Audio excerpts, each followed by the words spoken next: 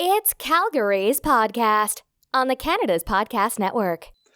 Hello, this is Mario Toneguzzi coming to you today with Calgary's podcast, a member of Canada's Podcast Network, where we talk to the entrepreneurs who are making it happen in Calgary, Alberta, so you can listen, discover, and engage.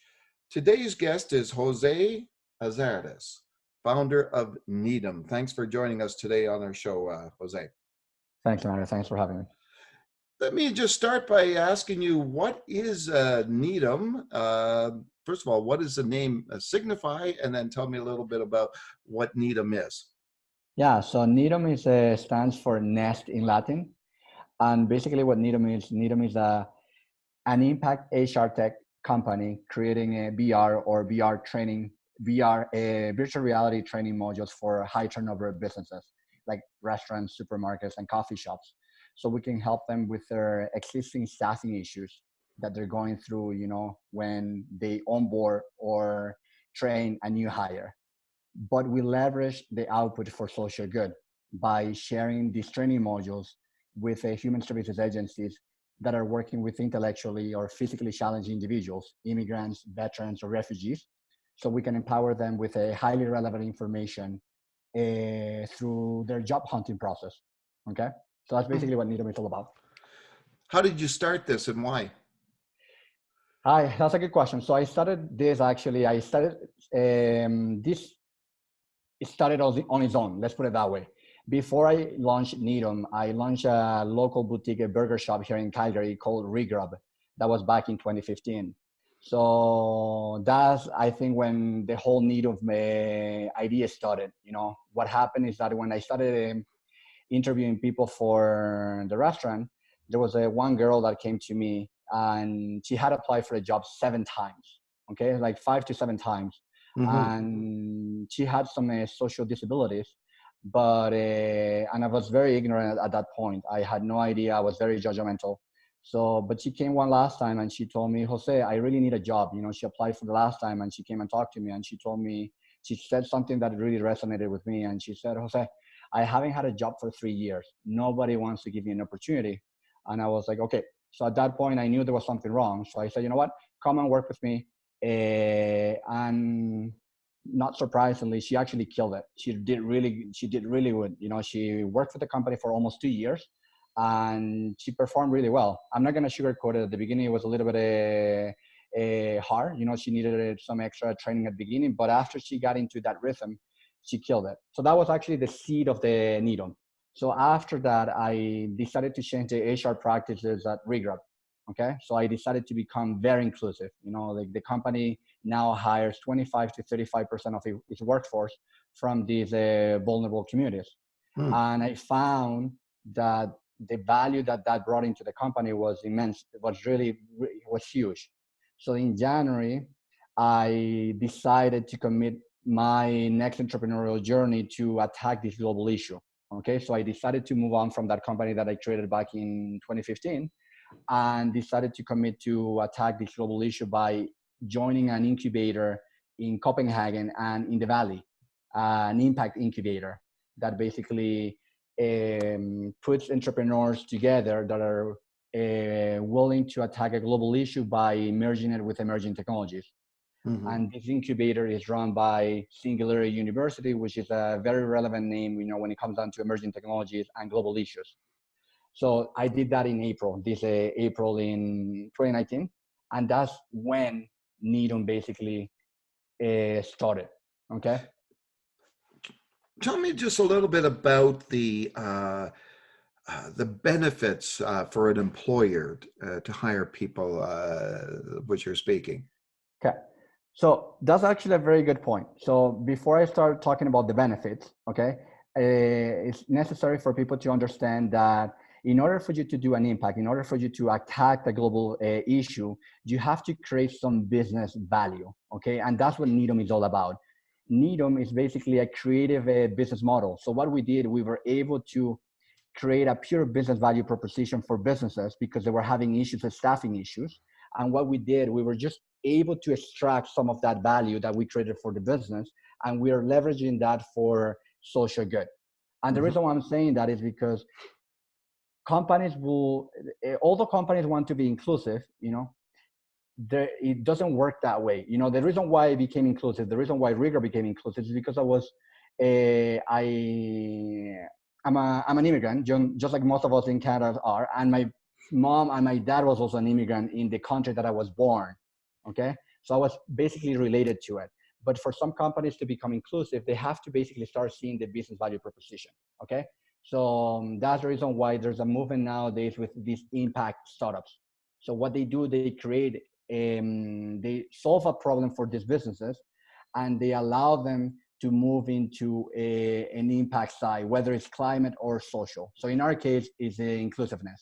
Mm-hmm. So now going to the benefits, what we found is that when companies they become inclusive, the culture of the company starts changing. Okay, the engagement that you have with your employees, it starts changing dramatically.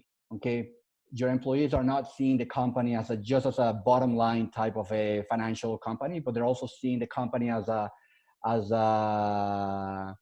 company that is trying to either give back to the community or to attack a social issue. And that's one of the biggest benefits that companies will have. Okay, and the next one is that these communities are highly reliable. They're very committed. Why? Because they face skepticism and they face rejection through the whole job hunting process. Like the unemployment rate for these communities is 6 times higher than one that we face. So when they get an opportunity, they just grab it and they just commit to it and they perform. It may take them a little bit longer, but that's what you get, okay, when you engage with these communities. Mm-hmm. Now you're based in Calgary. What are the benefits for you as a company being based and doing business in Calgary? One is that Calgary is a very friendly, family-driven city.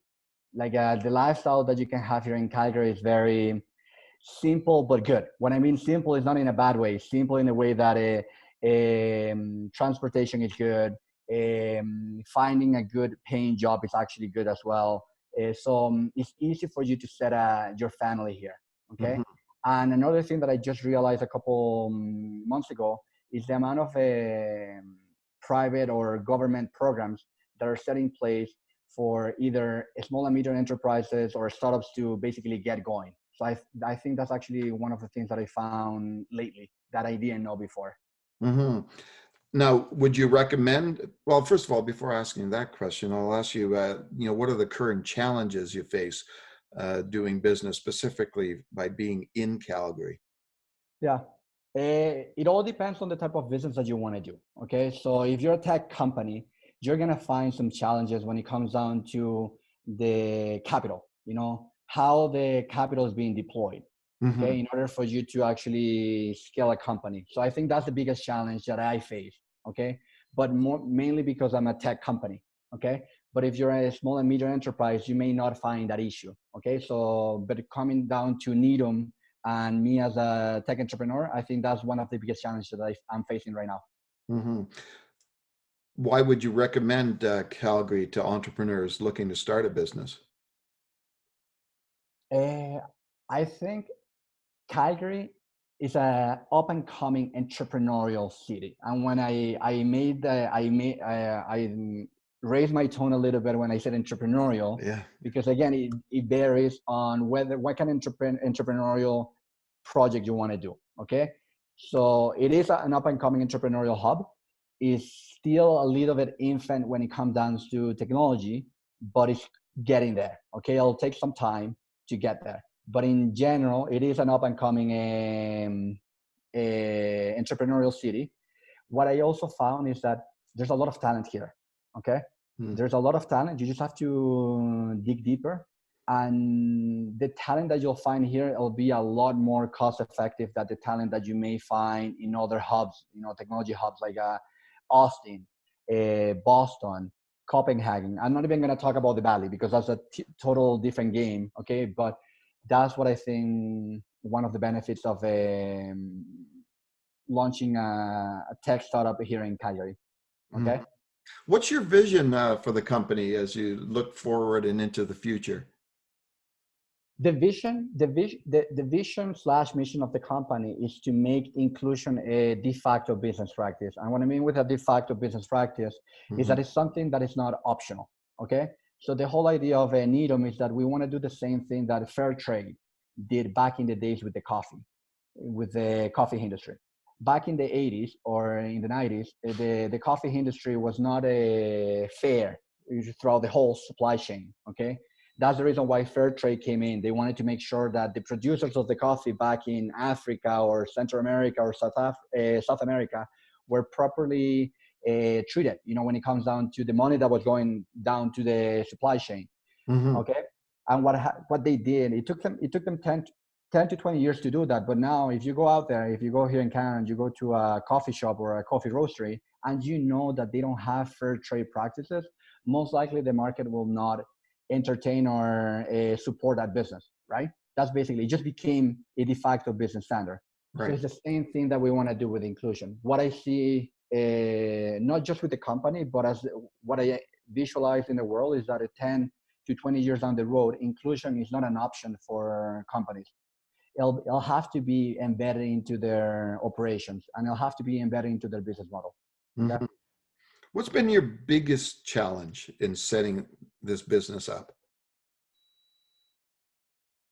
That's actually a good question. What's been the understanding what I wanted to do with the company?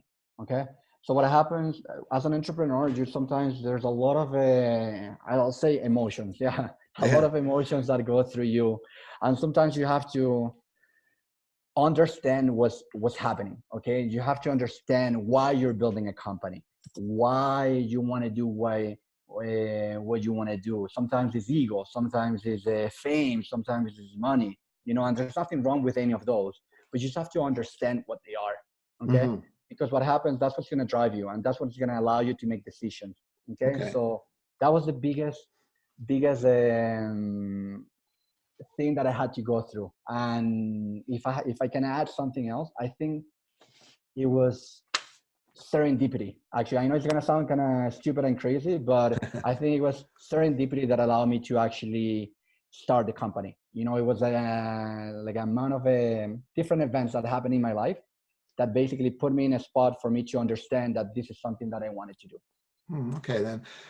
Now we get ideas as an entrepreneur, you get ideas all over the place in terms of stuff for your business, right? What are the kind of things that you do away from the office that maybe, any activities or pursuits that you do that you find that you get inspiration from and ideas come flowing, about your company? What kind of things do that for you? There's one. Traveling. That's the airports and traveling. And what I mean traveling is not for business. And what I mean traveling is not for tourism. So when I travel, I do it with for exploration purposes. And I know it sounds kind of weird, but that's what I found the majority of my inspiration and aha moment, or just by exploring new cities, new cultures. So because what I found is that when I travel, when I explore cities, I'm able to not compare, but I'm able to see different trends. Okay. So let's say that before I was in the restaurant, food and hospitality industry, and I traveled to Austin or I traveled to Tokyo. I found different trends that maybe in my city back here in Calgary were not here, or that I found that they could be matched with something that was going on here. So I think that's one of the biggest things that I've done in the last 5 years that allow me to find inspiration, ideas, and benchmark, also for benchmarking purposes. Okay. Speaking of travel, you have a favorite place that you've visited? Tokyo. Oh, wow. Why? Tokyo is just a society. It's not even the place. It's just society is so different. Like you go to Tokyo. Tokyo is one of the biggest cities in the world. But when you go into the city, you also find that it's one of the cleanest, most peaceful, and organized cities in the world, which doesn't make any sense. Yeah, well, even with all those people, right? That's what I'm saying. It didn't make any sense because I gone there 2 times. I went there in 2013 And I just came back from Tokyo. And the reason why I went to Tokyo is because I needed inspiration for me to go to start this process. And yeah, just with all those people, I find that they find a way to keep everything very clean, organized, and very, very peaceful. Oh, interesting. Yeah. What's the best piece of advice you've ever received about being an entrepreneur? Plan for the worst case scenario, I guess. That was Hmm. actually one of my mentors at Sancor. I used to work at Sancor Energy when I graduated from my master in engineering. He became my boss, but then he became basically more like a mentor to me. He told me, Jose, always plan for worst case scenario. You know, like you may not tell people what your plan is for worst case scenario, but at least as you know it, then you'll be able to at least react and don't get blindsided. So Hmm. I think, and I've been applying that since for everything, for corporate, after I went to my entrepreneurial journey, even for my life in general. So yeah. So how does somebody that was an engineer become an entrepreneur in the food industry? I actually get that question quite often. So I became an engineer not because I wanted to become an engineer. I became an engineer because I know engineers, they have a different mindset. Okay, so engineers, basically the whole mindset of engineers is to resolve issues with the least possible resources. Okay, so I knew engineering was going to be just a stepping stone into my entrepreneurial journey. So that's the reason why I did engineering. And then I went into corporate because I wanted to get basically the structure and the process driven mindset that corporations have. Hmm. And why I ended up in the food and hospitality industry before I launched Needham. I think what happened before regrub, before that local boutique burger shop that I did a software company here in Calgary, okay, related to the oil and gas. And I had my first taste of technology. So it went well, but then after we had some issues with IP, then I decided to basically do something with a more grounded. Okay, technology sometimes it can get you out of too much out there. So I decided to do something more on my more grounded, something that I could do on my own. Okay, Hmm. I'm not a technical founder by any means, so but I could be a cook, I could be a chef, right? Although I didn't want to, I could do it on my own. So that's the reason. And the other reason is because when I came back to Calgary, I found that there was a gap in the food and hospitality industry. So there were either restaurants that had a burger section or burger joints. So I found a gap in the middle, basically for like a brand-driven,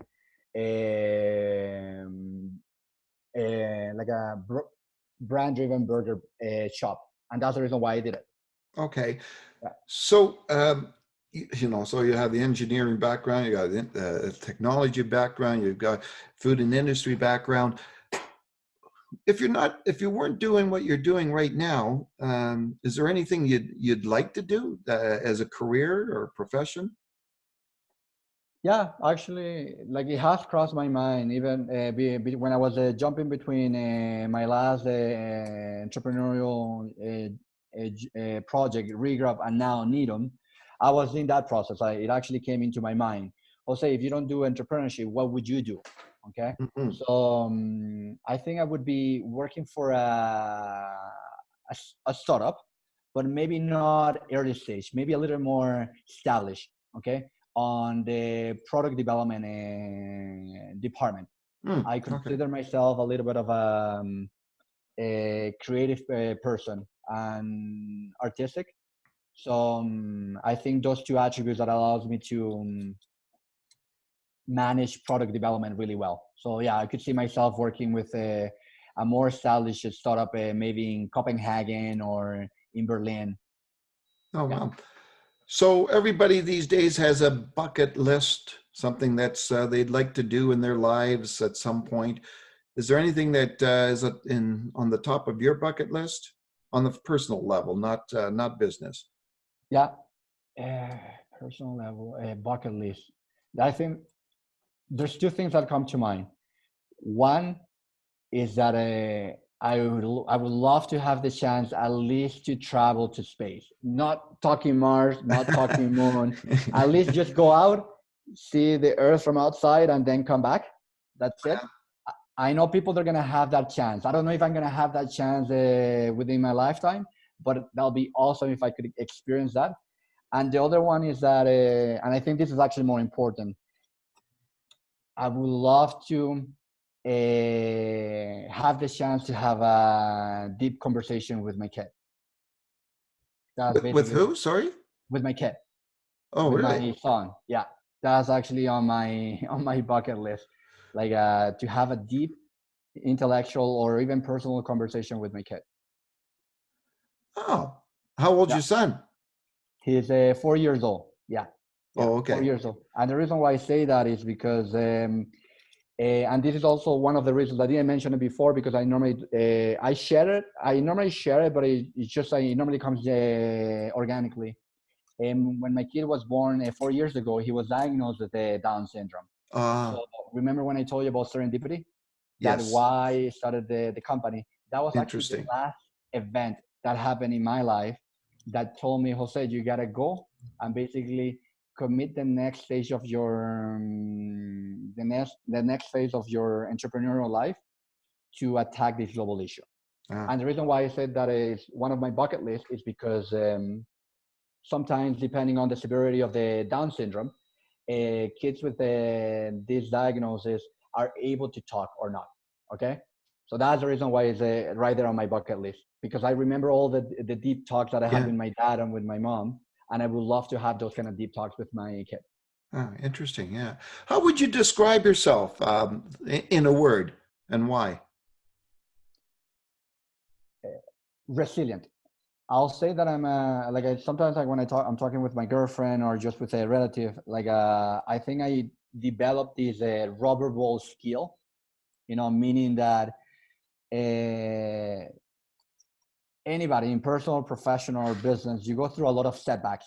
Okay, so I'm very resilient. Okay, I'm able to get back. I'm not gonna say that I enjoy failing or going through setbacks, but I don't know. There's something in me that gives me that energy. Maybe not the same day, but the day after, that allows me to get back and just say, you know what, just figure it out. Okay, find your way Yeah. to get back up and to get out there.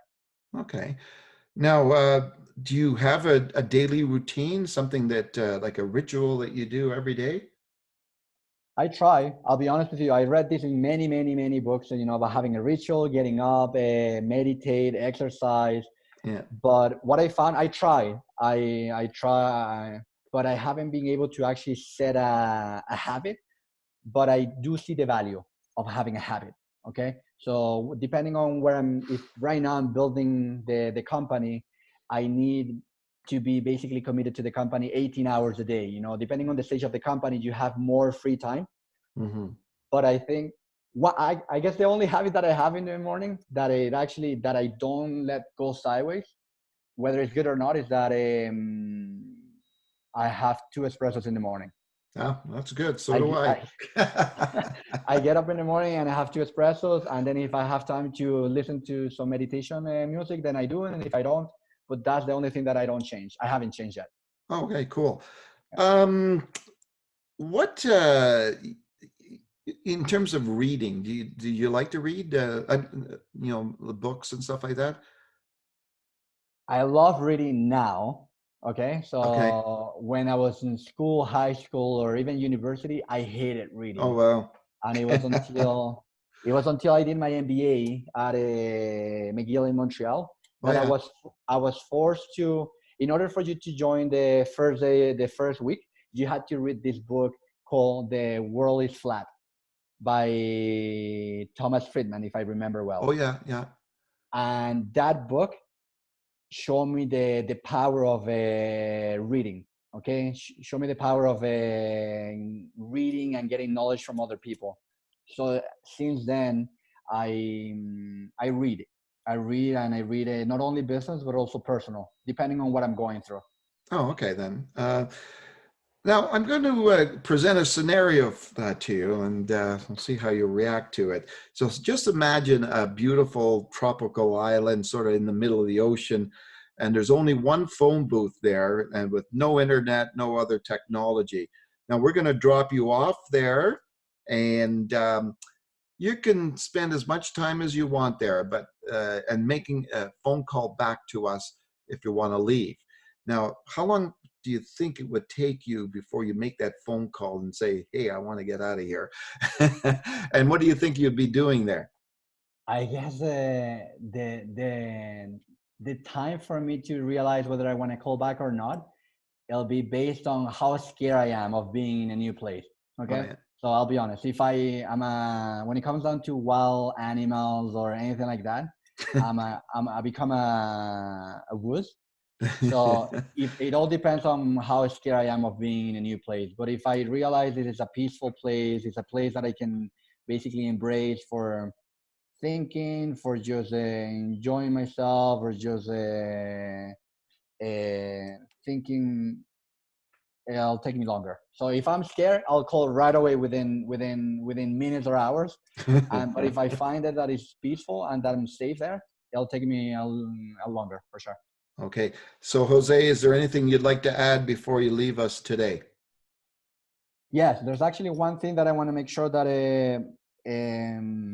two things that I want people to know about the type of companies that the type of company that I'm creating, and not only me, because there's a bunch of companies that are being created this way. Is that there's a new wave of companies, startups being created. Okay, and that's the reason why Needham I classified as an impact HR tech company. The Mm-hmm. impact tag has a huge not value, but it has a huge pressure to it. Okay, so when I spent time in Copenhagen and in Western Europe, I realized that the startup community is actually moving away from just creating companies to solve a business problem. Okay, there are actually these companies in, like, let's say Berlin, Copenhagen, Stockholm, London. Now they not only attack a business issue or a pain point, they know that they have to have impact, whether it's climate or prosperity or social, attached to it, and it's not an option. It becomes a business standard. Okay, and it's crazy how this is happening in these areas of the world, like the Nordics or Western Europe. Now it's happening in Canada and it's happening in the States. But I just want to let every entrepreneur out there that when you're thinking about creating a company or launching a startup, think about how you can create business value, but how can you leverage that business value in order for you to attack a global issue. And global issues can be anything, can be prosperity, climate change, like I said before. Okay, so that's Mm-hmm. one message that I want to send out there. And the other message that I want to send out is that in order for you to create an impact company or a company that is attacking a global issue, you don't have to be related to it. Okay, in terms of because most people will say, okay, Jose, you're doing an inclusive HR tech company because your whole family were immigrants, from the beginning all the way to today, and now all the way to Canada, and also you experienced some inclusion issues, when you launched your last company, and even more related to it, you have a kid that was diagnosed with Down syndrome, and I said, okay, just be like, I just want to make sure that people don't see it that way, because one of the biggest issues that we have nowadays with social issues is bystanderism. Is when we have people experiencing global issues or climate issues, and they're just a bystander. Okay. Mm-hmm. Yeah. So that's actually one of the biggest messages that I want to send out there. For you to create an impact company, you don't have to be related to the problem. You just have to be passionate about it. Okay, super. Thanks a lot, Jose, for joining us today on Calgary's podcast.